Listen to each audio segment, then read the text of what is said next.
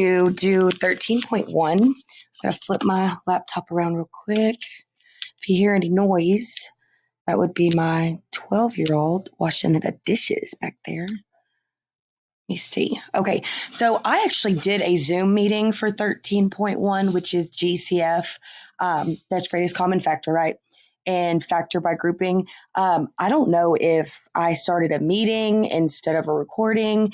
I still haven't quite figured out Zoom, embarrassingly enough. And I do apologize. I thought it recorded, and then when I went to upload it, it was not there. So I am so sorry. I think it'll probably take 3 videos to do 13.1. So let's go ahead and get started. Okay, so we have a video already over, let me hide this. We have a video already over the GCF, which is the greatest common factor. So I'm just going to go ahead and do one example finding the GCF. I'm going to kind of do it. Okay, so I'm going to do it 2 ways. I'm going to do it the way that we've done previously.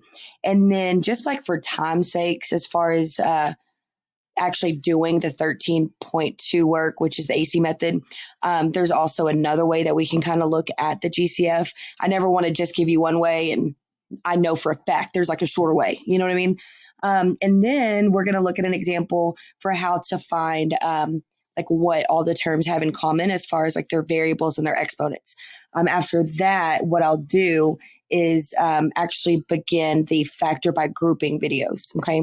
So I'm thinking there'll be about 3. Okay. So, whoa, yep. No clue where it went. 13.1. I think I need to actually change my batteries in this pen thingy that I've used. So, 13.1 is GCF and factor by grouping. So we'll just write both, even though we're just going to do the GCF at this moment. Okay. So if you're doing one of these problems and you have multiple terms and the coefficients aren't all the same, right? The numbers aren't all the same. So you've got like multiple different terms with multiple different numbers. Okay, so just go ahead and get it loaded really well. And then I actually can make some dish soap with like baking soda and stuff like that. So just get it loaded really well. Okay. Sorry. I ran out of dish soap. So what you're trying to do is you're trying to see what the largest common factor is, right? And so factors are things that multiply together to give you a number. So we're going to actually use prime factorization, break it down into primes, see what they have in common. The little shortcut is going to be more along the lines of showing you how to find the GCF just looking at factors, not actually doing the prime factorization. Okay, so if something was to say like, find the GCF of 42, 28, and 35. This is kind of the format in the previous sections. In 13.1, 13.2, like pretty much moving forward, it'll just be a polynomial and you'll know that you need to find the GCF, okay? But it just might not be written in this like specific way, okay? So I see that I have these 3 terms and off the top of my head, I can't really figure out what they have in common. So I'm just going to go ahead and I'm going to break all of them down.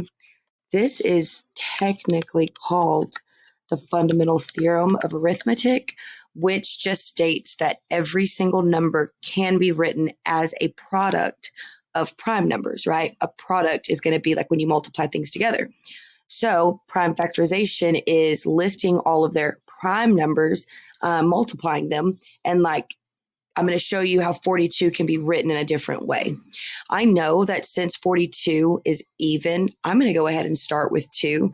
Yes, there are other numbers that will equally divide 42, but I believe that the smaller the number you can start with, the better. And so if we did divide, right, 42 divided by 2, that's what I'm doing here.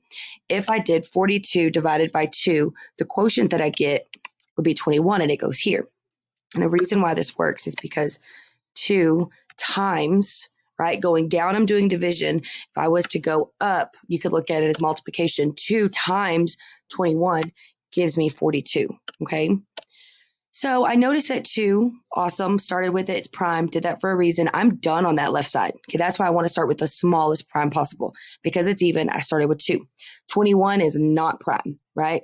Prime just means it's a larger, no, sorry, it's a number larger than 1 and it only has 2 factors, right? Well, 21 is definitely larger than 1, but there's definitely more than just 2 factors that divide it.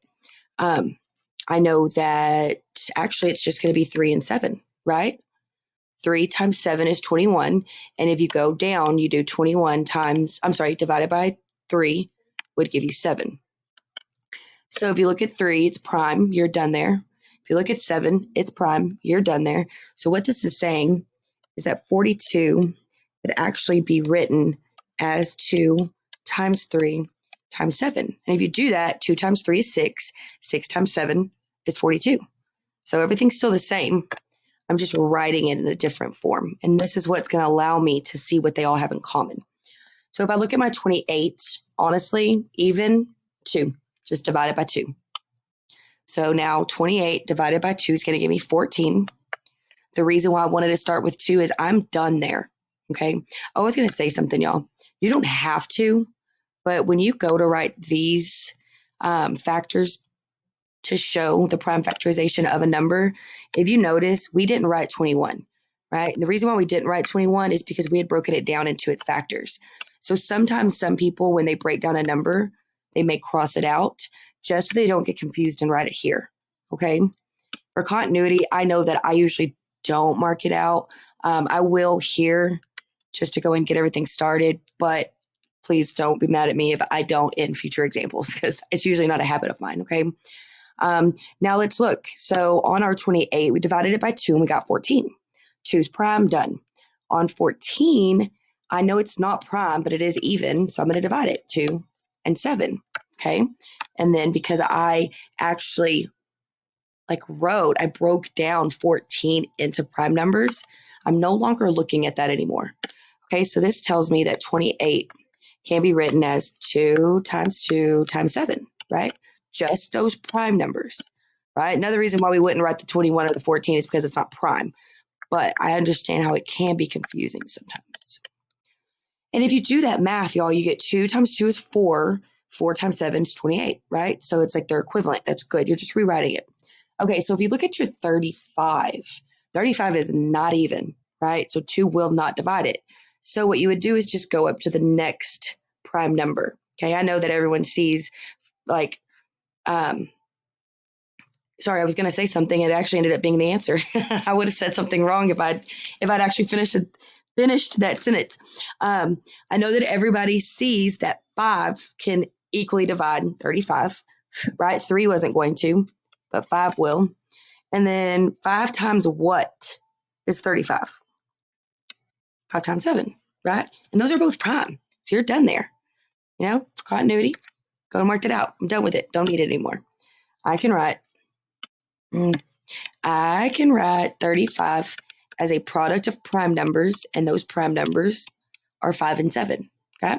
So now what we do here is we would just look and we would see, what do each of these terms have in common as far as their prime factorization. So I noticed that my 42 has a 2, my 28 has a 2, my 35 does not have a 2, right? That's not in common. I'm looking for what they have in common. 42 has a 3, 28 does not, 35 does not. That's not in common. Last factor of the prime factorization of 42 is 7. 28 has a 7. 35 has a 7. That's it.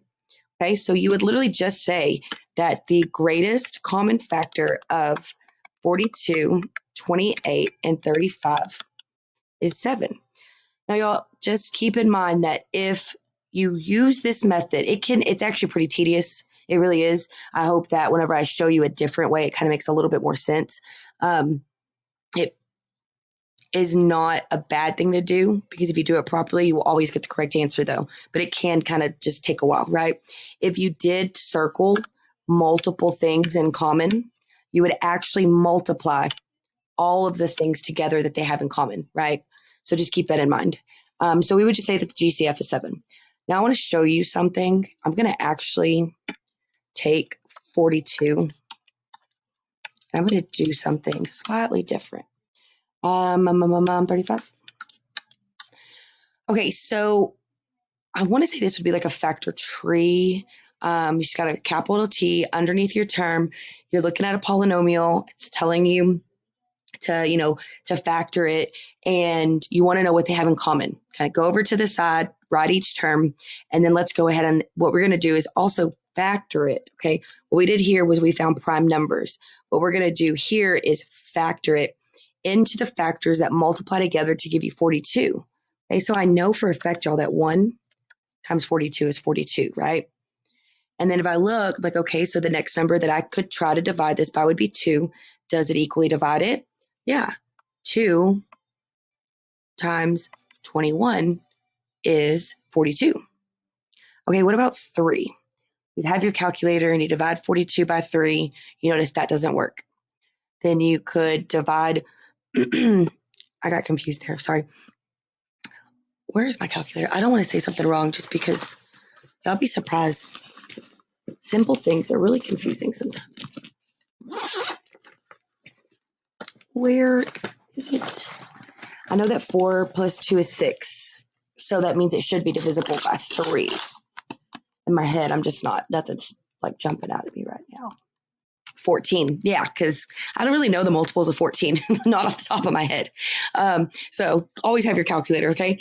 I did 42 divided by 1. I got 42. I do 42 divided by 2. I get 21. I do 42 divided by 3. I get 14. Y'all see that right there? Okay. Then I do 42 divided by 4. I get a decimal, so I don't put that, right? I do 42 divided by 5. Nope. 42 divided by 6. Yes. I get 6 and 7. Now, if you kept going, right, like the next number would be 7. We already have it here, so you wouldn't write them more than once, okay? Now, let's look at our 28. I know 1 and 28. I know 2 and 14. 4 and 7, 5, 6. I'd loop back around to 7, right?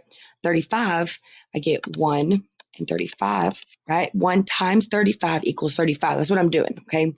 And then if I divide 35 by 2, I get a decimal. 35 by 3, I get a decimal. 35 by 4, right? It's like they're not going in there equally. Then once I get to 35 divided by 5, oh, that's like a weird looking 5, right? I get 7, right? And this is because 5 times 7 gives me 35. So it's very similar to what we just did, but it's a completely different method in a way. It's like the same difference. I know people usually don't like when you hear that, but I do have a list of all of the factors that multiply together to give me these terms, right? So now what I can do is I can look at them and I can see what do they all have in common, right? I'm going to look and I'm going to notice I see ones on the board, but I mean, the 1 is a 1, so you don't really have to include it. You could, but it's okay if you don't because it's just the number 1. And I'm multiplying, so that's why.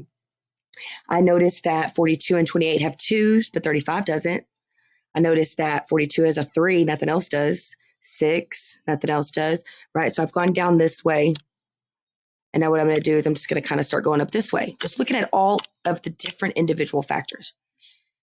Then I get to, sorry, oh man, of course something like that's going to happen. I don't have to turn off the notifications. Okay, so then I'm on this side right here, right?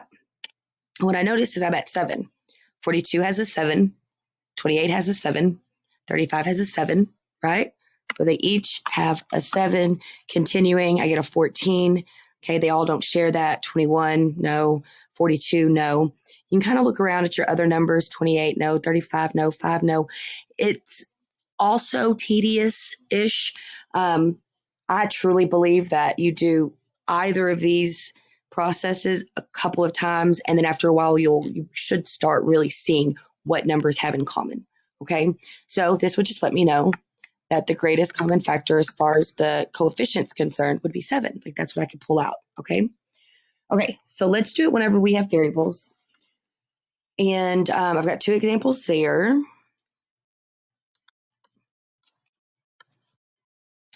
For variables. Okay, so what we do here is we want the common variable. And we do it with the smallest exponent.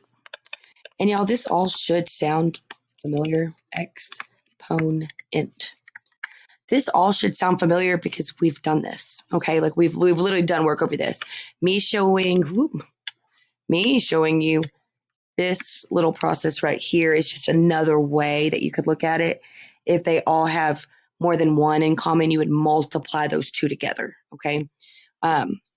So for the variables, we're just going to go ahead and let's say we have, x to the fourth, comma. I'm just listing all these different terms right here. X to the seventh, comma, and x. So my train of thought is, do they all have an x in common? Yes, they all have an x, right? Which one has the smallest exponent? Well, that would just be x to the first power. Literally, that's it, okay? Now you'll notice that some of these problems, whenever we do the examples today and also looking at 13.2, you will honestly see a lot of different variables. And so I just want to make sure I do an example that helps with that, okay? Say we have x squared times y cubed, right? I can't combine those. I can't use an exponent rule. Those bases are different. One's an x, one's a y, right? So let's do a comma, and then let's list x cubed, y to the fourth, comma, x to the fourth, y, comma, x, y squared. Whole bunch of stuff going on there. Okay, and this is literally because we could have a polynomial that has this many terms, 4 different terms. And let's say that there's an actual coefficient in front of all of these, 28, 7, 21, and 35, right? And these variables. It's going to kind of look very busy, okay? But you look at the coefficients, what do they have in common? And then we're going to look at the variables, what do they have in common, okay? Step by step, individually. So looking at just these variables, what I would do is I notice that there's multiple terms and I ask myself, do all of these terms have an x? Yes, yes, yes, yes. Okay, so yes, they all have an x. Which one has the smallest exponent? That would be just x to the first right here. Okay, that doesn't mean this comes with me. Okay, those are multiplying together, but I'm not worried about the y's right now. I'm worried about the fact that they all have an x in common and the smallest exponent is just the first power. So I can pull out that x. Now I look and I say to myself, do all of these terms have a y? Yes, they do. Okay. Which one has the smallest exponent? What is the smallest exponent? Well, I've got 3, 4, 1, 2. Awesome. 1, right? 1's the smallest number, so that's the smallest exponent. This is what you would pull out if you're looking for things that are in common as far as the variables are concerned. Okay? Just because you have multiple terms and they have multiple variables attached to them does not mean that they all have an X or that they all have a Y or that they all have a Z or the homework. I mean, how creative my math lab can be. There's P's, there's N's, there's M's, there's Q's, there's S's, there's R's, it's all over the place. Okay. But your goal is to individually break down each part of every term. Look at the numbers. What do they have in common? Right? Write that down. That's the GCF. Okay. If there's variables, I also need to make sure that I represent the fact that there's variables, right? And if they all have something in common, that needs to be represented. Do they all have X's? Yes. Which one's the smallest exponent? Do they all have Y's? No. Okay. They don't all have Y's. It's not going to be taken out. It's not going to be written as the GCF. This example, yes, they did. But I'm just saying, just do it individually so it doesn't look too crazy or busy or get too jumbled up in your mind, okay? Time-wise, y'all, I just want to make sure that this video is quick and easy to upload. Wi-Fi is not very good right now at all, so I'll try to do them early in the morning. And then, like always, if y'all ever have any questions, just make sure you ask me and let me know, okay? Thanks, y'all. Bye. What am I doing with my life? There we go. Okay.